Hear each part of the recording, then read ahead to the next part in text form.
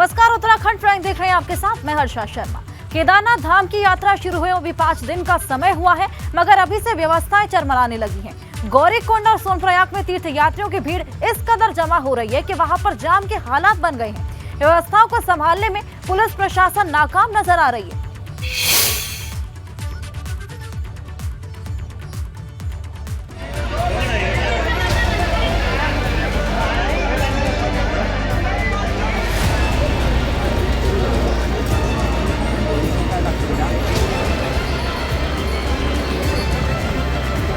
बाबा केदार के दर पर भक्तों की भीड़ उमड़ रही है। गौरीकुंड की इन तस्वीरों को देखिए, यहाँ पर तीर्थ यात्रियों की भीड़ किस कदर जमा हो गई है। तीर्थ यात्रियों की भीड़ उमड़ते ही प्रशासन की व्यवस्थाएं चरमरा गई। भगदड़ जैसी स्थिति पैदा हो गई है।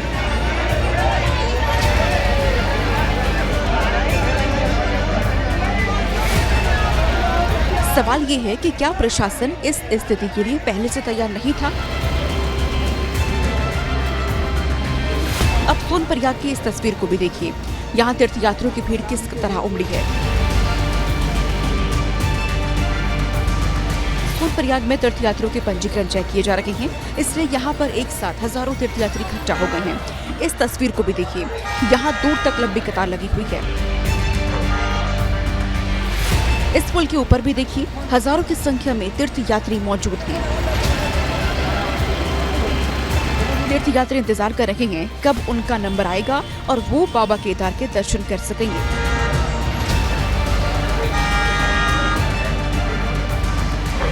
केदारनाथ यात्रा शुरू होने से पहले ही आशंका जताई गई थी कि तैयारियां अधूरी हैं। यात्रा शुरू होते ही प्रशासन के दावों की पोल खुलने भी लगी है। अभी तक न तो केदारनाथ धाम में तीर्थ यात्रियों के लिए रुकने और खाने पीने के सही इंतजाम है, न ही पंजीकरण व्यवस्था के हिसाब से यात्रा चल पा रही है। इस बीच मौसम विभाग ने खराब मौसम का अलर्ट जारी किया है। ऐसे में सवाल ये है कि अगर बारिश और बर्फबारी हुई तो हालात कैसे संभलेंगे। एबीपी गंगा के लिए रुद्रप्रयाग से रोहित डिबरी की रिपोर्ट।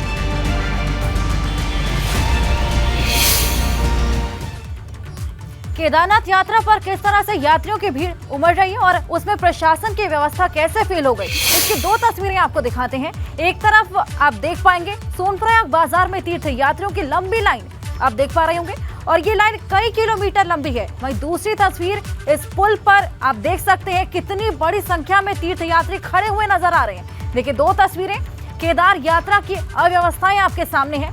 लंबी कतार, लंबा जाम यहाँ पर लगा हुआ है। पुल पर यात्रियों की भीड़ आप देख सकते हैं।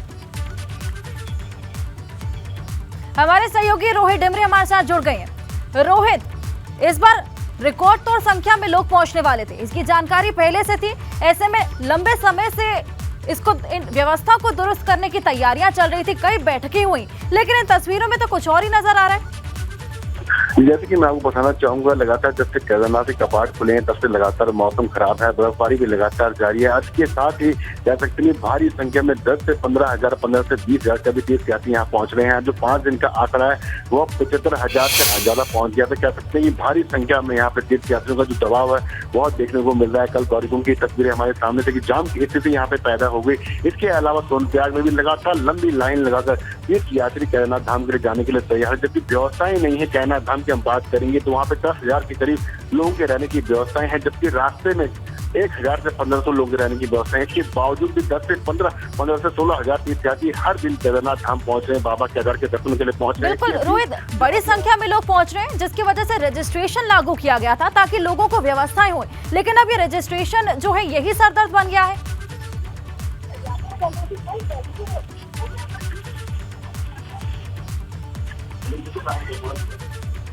रोहित, आप मुझे सुन पा रहे हैं?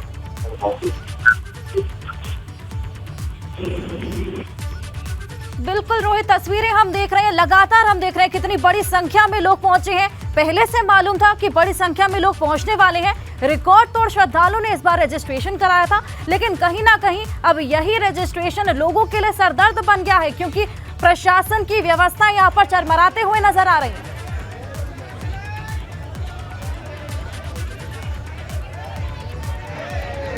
देखिए व्यवस्था यहाँ पर चरमराती हुई, देखिए जाम कितना है लोगों का, एक के ऊपर एक लोग चढ़े हुए यहाँ पर नजर आ रहे हैं। गौरीकुंड की ये तस्वीरें हम आपको दिखा रहे हैं। पैदल यात्रा यहाँ से शुरू हुई थी और आप देख सकते हैं किस तरह से मैनेज करना, कंट्रोल करना कितना मुश्किल यहाँ पर हो गया है। टोकन सिस्टम लागू करने की बात की गई थी, लेकिन टोकन सिस्टम लागू नहीं हो पाया और हम देख पा रहे हैं कि इस भीड़ को मैनेज करना कितनी बड़ी परेशानी यहाँ पर हो गया है। और यहाँ जो यात्री आए हैं, जो श्रद्धालु आए हैं, उनको भी खासा परेशानियां हो रही हैं, क्योंकि जिन व्यवस्थाओं के बारे में सोचकर वो यहाँ पर आए थे वो उन्हें यहाँ पर देखने को नहीं मिली। और तो और वहाँ पर मौसम इतना खराब है, मौसम का मिजाज बदलने से भी लोगों को इतनी परेशानियां हो रही हैं। उस लिहाज से जो व्यवस्थाएं होनी थी, जो रहने रुकने खाने पीने के इंतजाम थे, वो भी यहाँ पर नहीं हो पाए हैं।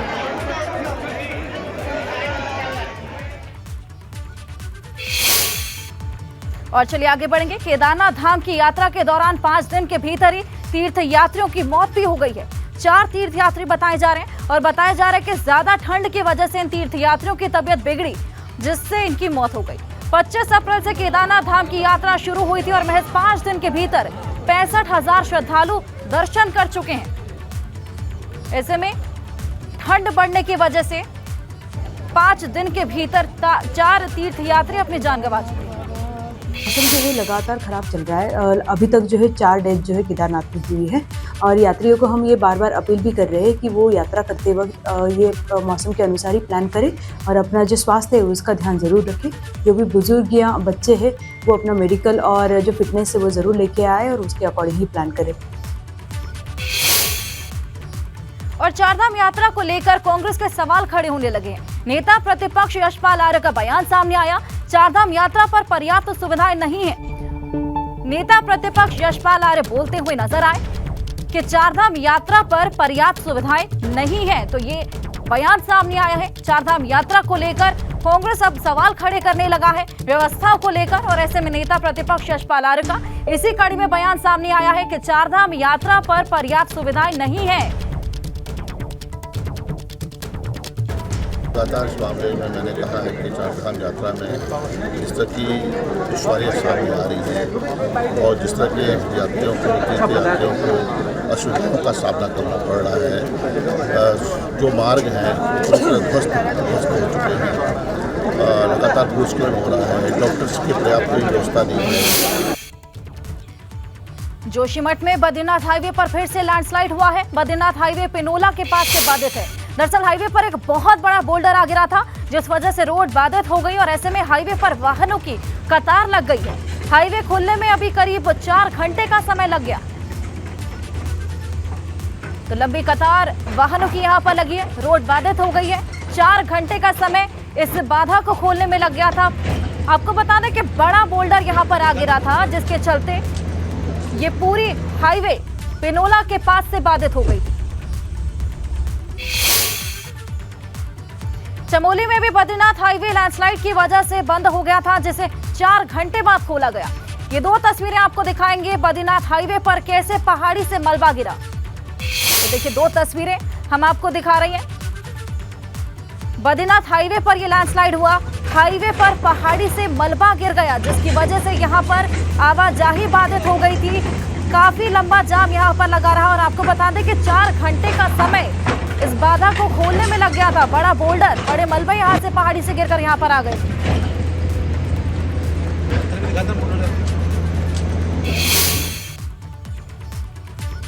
और चलिए आगे बढ़ेंगे।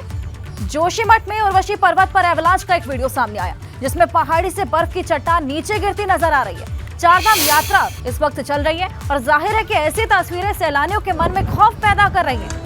हालांकि जहां पर यह घटना हुई वहां पर कोई आबादी वाला इलाका नहीं है जिससे कोई जनहानि हुई हो, लेकिन चारधाम यात्रा के दौरान इस तरह की तस्वीरें लोगों के मन में खासा खौफ पैदा कर देती।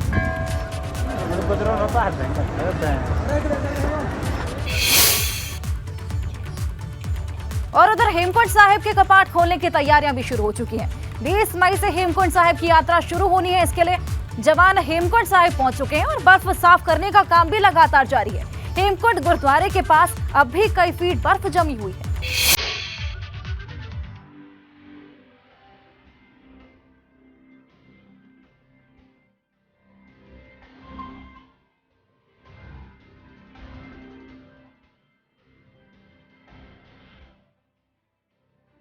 सिखों का पवित्र तीर्थ हेमकुंड साहिब अभी भी पूरी तरह से बर्फ से ढका हुआ है। ये तस्वीर देखिए।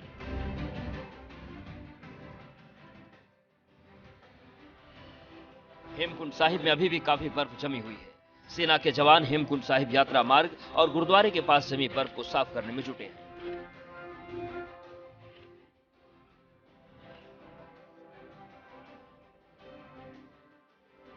इस बार मार्च महीने में भी काफी बर्फ गिरी है, जिस वजह से जवानों के सामने चुनौती दोगुनी है।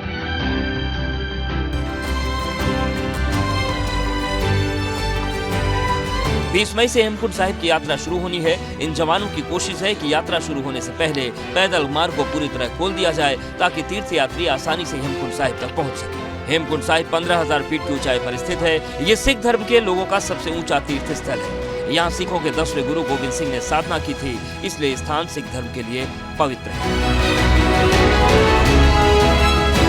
एबीपी गंगा के लिए जोशीमठ से रणजीत सिंह रावत की रिपोर्ट।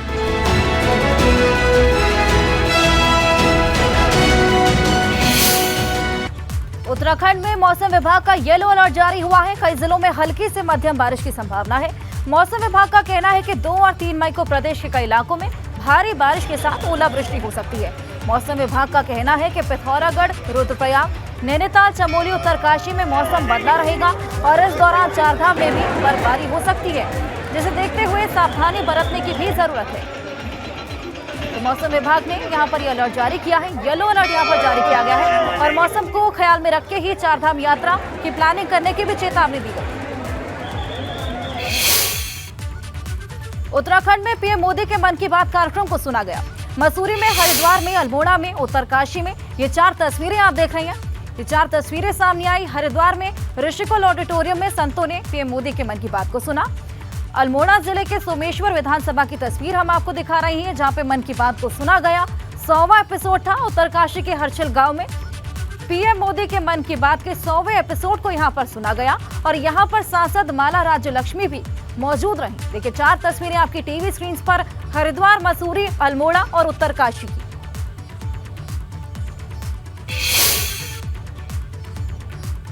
सीएम धामी नरेंद्र मोदी के मन की बात के 100वें एपिसोड को उत्तराखंड में भी सुना गया और ऐसे में नैनीताल में सीएम पुष्कर सिंह धामी ने पीएम के मन की बात कार्यक्रम को सुना। भाजपा प्रदेश अध्यक्ष महेंद्र भट्ट माड़ा गांव में मौजूद रहे। ऐसे में राजभवन में राज्यपाल गुरमीत सिंह ने मन की बात को सुना। पहले प्रधानमंत्री आदरणीय मोदी जी हैं, जिनके 100 लगातार अनवरत रूप से 100 एपिसोड मन की बात के संपन्न हुए हैं और मैं तो कहूँगा कि नाम जरूर उसका मन की बात है, लेकिन ये जन जन की बात है। देश के अनेकों स्थानों की बात है, ऐसे लोगों की बात है जो लगातार परिश्रम करते थे, जिनको मान्यता नहीं मिलती थी। पूरे देश को दुनिया के सामने ले जाने की बात है। देहरादून में शंकराचार्य राजेश्वर आश्रम का बड़ा बयान सामने आया है। आज के दौर में नीरव मोदी जैसे लोग पैदा हो रहे हैं। बड़े बड़े इंग्लिश मीडियम स्कूल खोलने से क्या फायदा? सरकार भगत सिंह, सुखदेव और चंद्रशेखर जैसे लोग पैदा नहीं कर पाए। ये बड़ा बयान यहाँ पर सामने आया।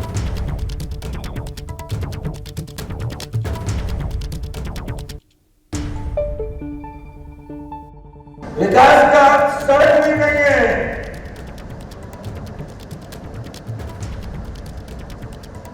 सब बोलते हैं देश के हर पार्टी के नेता हमने सड़क बनवा दी है, स्कूल बनवा दिए, ये बनवा दिए। अरे भाई तुमने ये सब बनवा कर क्या पैदा किया? ये बड़े बड़े कॉलेज, बड़े बड़े सीबीएसई स्कूल, बड़े बड़े जो है एयर कंडीशन स्कूल आपने बना दिए, लेकिन आप भगत सिंह को पैदा नहीं कर पाए, आप चंद्रशेखर को पैदा नहीं कर पाए, आप राजगुरु को पैदा नहीं कर पाए। आपने पैदा किया तो कौन किया? बोले नीरव मोदी पैदा किया, पैदा किया। तो क्या ये विकास है? लूट को विकास कहते हैं।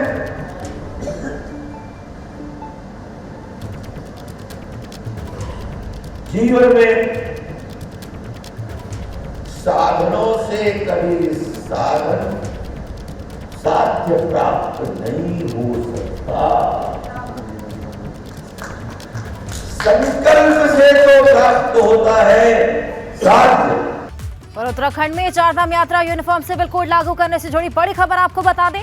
यूनिफॉर्म सिविल कोड कमेटी ने सरकार से कानून लागू करने के लिए 4 और महीने का समय मांगा है।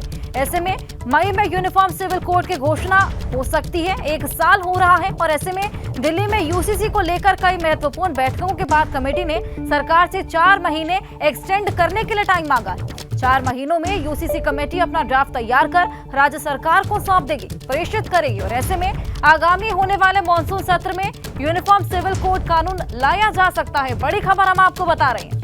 4 महीने का समय यहां पर मांगा गया है कानून लागू करने के लिए। मई में यूनिफॉर्म सिविल कोड की घोषणा को 1 साल हो रहा है और ऐसे में अपना ड्राफ्ट तैयार करके 4 महीने में यूसीसी कमेटी राज्य सरकार को प्रेषित करेगी।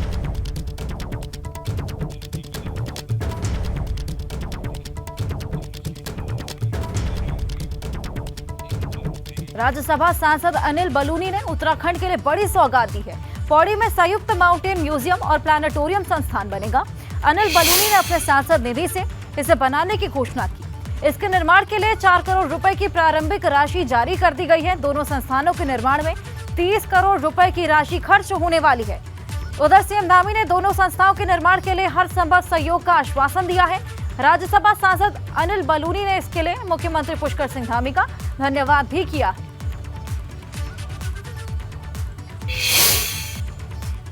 हरिद्वार के संतों ने मांग उठाई है कि इस बार लोकसभा सीट से संत समाज से जुड़े किसी नेता को लोकसभा का टिकट मिलना चाहिए। हरिद्वार से फिलहाल निशंक सांसद हैं और भाजपा की तरफ से उनकी ही टिकट की दावेदारी है और इस पर जब सांसद निशंक से सवाल किया गया तो वो घुमा फिराकर जवाब देते हुए नजर आए। धर्म नगरी है और मैं तो शुरू से धर्म नगरी ही नहीं है, पूरी दुनिया की आध्यात्म की राजधानी भी है और संत तो उनका सबका आशीर्वाद है। कौन रोक लेगा संत को?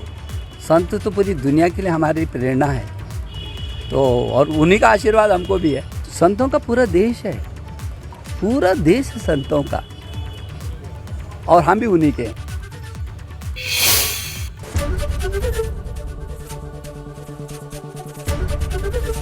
एबीपी गंगा, खबर आपकी, जुबान आपकी।